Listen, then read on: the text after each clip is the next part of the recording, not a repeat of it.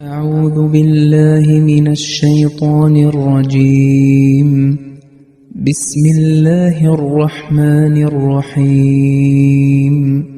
الذين يظنون أنهم ملاقو ربهم وأنهم إليه راجعون. يا بني إسرائيل اذكروا نعمتي التي أنعمت عليكم وأني فضلتكم على العالمين. സൂറ അൽ ബഖറയിലെ 47-48 ആയത്തുകളുടെ അർത്ഥം: തങ്ങളുടെ നാഥനെ കണ്ടുമുട്ടുന്നവരും അവനിലേക്ക് തന്നെ മടങ്ങി ചെല്ലുന്നവരുമാണെന്ന് ദൃഢമായി വിശ്വസിക്കുന്നവരാണവർ. ഇസ്രായേൽ സന്തതികളെ, ഞാൻ നിങ്ങൾക്ക് നൽകിയിട്ടുള്ള എൻ്റെ അനുഗ്രഹവും സമസ്ത ലോകരിൽ വെച്ച് നിങ്ങളെ ഞാൻ ഉത്കൃഷ്ടരാക്കിയിരുന്ന കാര്യവും നിങ്ങൾ സ്മരിക്കുക.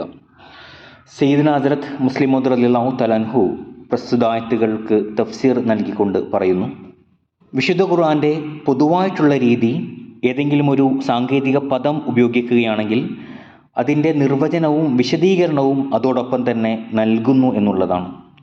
ഈ ആയത്തിൽ വിശുദ്ധ ഖുർആൻ കഴിഞ്ഞ ആയത്തിൽ ഉപയോഗിച്ച ഹാഷിയ എന്ന പദത്തെക്കുറിച്ചാണ് വിശദീകരിച്ചിരിക്കുന്നത്. ഈ ആയത്തിൽ പറഞ്ഞിരിക്കുന്നത് ഈ ഹാഷിയ എന്നുള്ള പദം പൊതുവായി ഭയക്കുക എന്ന അർത്ഥത്തിലല്ല ഇവിടെ ഉപയോഗിച്ചത്, മറിച്ച് അള്ളാഹുവിൽ പരിപൂർണമായ രീതിയിൽ വിശ്വസിച്ചുകൊണ്ട് ഒരു ദിവസം അവന് മുന്നിൽ ഹാജരാകേണ്ടതാണ് എന്ന ദൃഢവിശ്വാസം ഉണ്ടാക്കുക എന്ന അർത്ഥത്തിലാണ് ഉപയോഗിച്ചിരിക്കുന്നത്.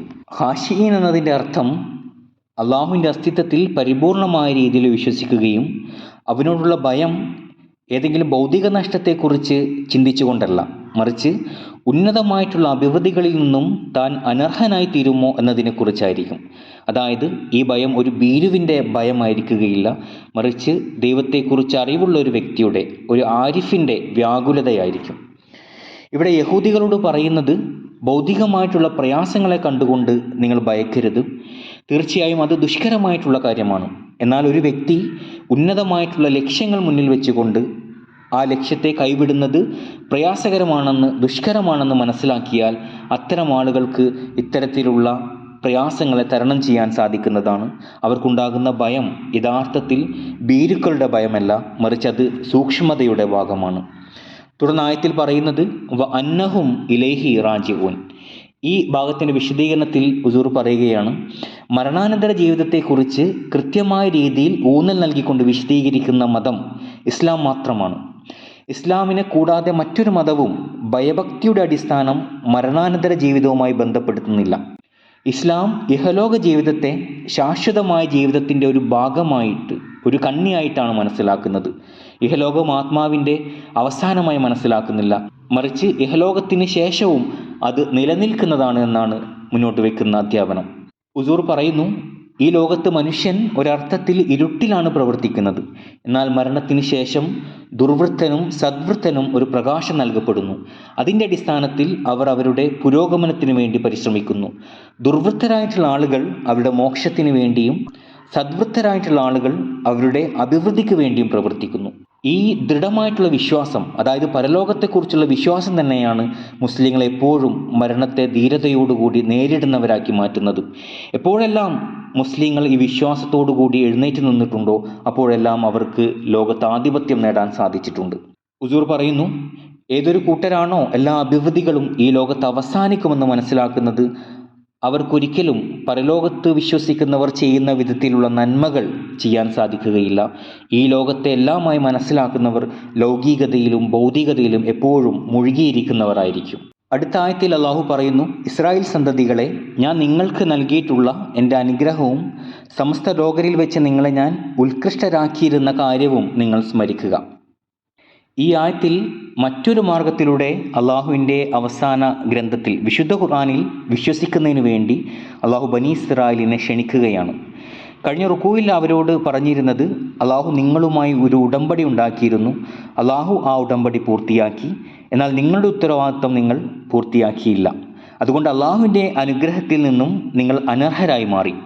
ഇപ്പോൾ വീണ്ടും ഒരു ഗ്രന്ഥം, അതായത് നിങ്ങളുടെ ഗ്രന്ഥത്തിൽ മുന്നറിയിപ്പ് നൽകിയതുപോലെയുള്ള ഒരു ഗ്രന്ഥം അവതരിച്ചിരിക്കുകയാണ്. ഇതിൽ നിങ്ങൾ വിശ്വസിക്കുകയാണെങ്കിൽ വീണ്ടും അള്ളാഹുവിൻ്റെ അനുഗ്രഹങ്ങൾ നിങ്ങളിൽ വർഷിക്കുന്നതാണ്. ഇവിടെ ഈ ആയത്തിൽ പറയുന്നത് നമ്മുടെ ഔദാര്യം കാണിച്ചവനോട് സ്നേഹബന്ധം പുലർത്തേണ്ടത് സദ്വൃദ്ധരുടെ അടയാളമാണ് എന്നുള്ളതാണ്. അതായത് അള്ളാഹു നിങ്ങളിൽ അതിരുകളില്ലാത്ത വിധത്തിൽ അനുഗ്രഹങ്ങൾ ചെയ്തിട്ടുണ്ട്. നിങ്ങളുടെ സമൂഹത്തെ ഏറ്റവും താഴ്ന്ന അവസ്ഥയിൽ നിന്നും ഉയർത്തി ഏറ്റവും ഉന്നതമായ അവസ്ഥയിലെത്തിച്ചു. ലോകത്തിലെ ഏറ്റവും മികച്ച സമൂഹമാക്കി മാറ്റി. എന്നിട്ടും നിങ്ങൾ അവൻ നൽകിയ ഔദാര്യങ്ങളെ വിസ്മരിക്കുകയാണ്. അവൻ്റെ സന്ദേശത്തിൽ നിന്നും മുഖം തിരിക്കുകയാണ്. അന്നി ഫള്ളൽതുക്കും അലൽ ആലമീൻ എന്നതുകൊണ്ട് ഉദ്ദേശിക്കുന്നത് കഴിഞ്ഞുപോയതും ഇനി വരാനിരിക്കുന്നതുമായ എല്ലാ കാലഘട്ടത്തിലുള്ള ആളുകളിലും ഔന്നിത്യം നൽകി എന്നുള്ളതല്ല, മറിച്ച് അതുകൊണ്ട് അർത്ഥമാക്കുന്നത് ആ കാലഘട്ടത്തിലെ ആളുകൾക്കുമേൽ ആ സമൂഹത്തിന് ഔന്നിത്യം നൽകി എന്നുള്ളതാണ്. വിശുദ്ധ ഖുർആനിൽ ഉമ്മത്തെ മുഹമ്മദിയെക്കുറിച്ച് അള്ളാഹു പറയുന്നത് കുന്തും ഖൈറ ഉമ്മത്തിൻ ഉഖ്രിജത് ലിന്നാസ്, എല്ലാ സമൂഹത്തേക്കാൾ ഈ സമൂഹം ഉത്തമമാണ്, ഉന്നതമാണ് എന്നുള്ളതാണ്. ഹുസൂർ പറയുന്നു, ഈ ആയത്തിൽ ആലമീൻ എന്നതുകൊണ്ട് അർത്ഥമാക്കുന്നത് അവരവരുടെ കാലഘട്ടം എന്നുള്ളതാണ്. ആലമീൻ പ്രത്യേക കാലഘട്ടത്തിന് വേണ്ടി വരുന്നതാണ്. ഹസ്രത്ത് ആദം നബി അലൈഹി സ്വലാത്തു വസ്സലാമിനെ കുറിച്ചും നൂഹ് ഇബ്രാഹിം പ്രവാചകന്മാരെക്കുറിച്ചും ഈ പദം വിശുദ്ധ ഖുർആനിൽ ഉപയോഗിച്ചതായിട്ട് നമുക്ക് കാണാൻ സാധിക്കും. ഈ ആയത്തിൽ ഫദ്ദൽതുക്കും അലൽ ആലമീൻ എന്നാണ് അള്ളാഹു പറഞ്ഞിരിക്കുന്നത്, അന്നാസ് എന്ന് പറഞ്ഞിട്ടില്ല. അതുകൊണ്ട് ഉദ്ദേശിക്കുന്നത് ബനി ഇസ്രായേലിന് പല വിധത്തിലുള്ള അനുഗ്രഹങ്ങൾ നൽകപ്പെട്ടിരിക്കുന്നു എന്നുള്ളതാണ്. ആലമീൻ എന്നുള്ള പദം അർത്ഥമാക്കുന്നത് വ്യത്യസ്ത സവിശേഷതകൾ ഉൾക്കൊള്ളുന്ന കൂട്ടങ്ങൾ, ഒരു വിഭാഗങ്ങൾ എന്നാണ്. അതായത് എല്ലാവിധത്തിലുള്ള ആത്മീയ ജ്ഞാനങ്ങളിലും അവർക്ക് അള്ളാഹു അഭിവൃദ്ധി നൽകി. ഇവിടെ അന്നാസ് എന്ന പദമാണ് ഉപയോഗിച്ചിരുന്നത് എങ്കിൽ ഒരു വിധത്തിലുള്ള അഭിവൃദ്ധി എന്ന അർത്ഥമായിരുന്നു നൽകേണ്ടിയിരുന്നത്. എന്നാൽ ആലമീൻ എന്നുള്ള പദം ഉപയോഗിച്ചതുകൊണ്ട് ആത്മീയതയുടെ എല്ലാ മേഖലകളിലും അവർക്ക് അനുഗ്രഹം നൽകി എന്ന അർത്ഥമാണ് ലഭിക്കുന്നത്. വാഖിറു ദഅ്വാനാ അനിൽ ഹംദുലില്ലാഹി റബ്ബിൽ ആലമീൻ.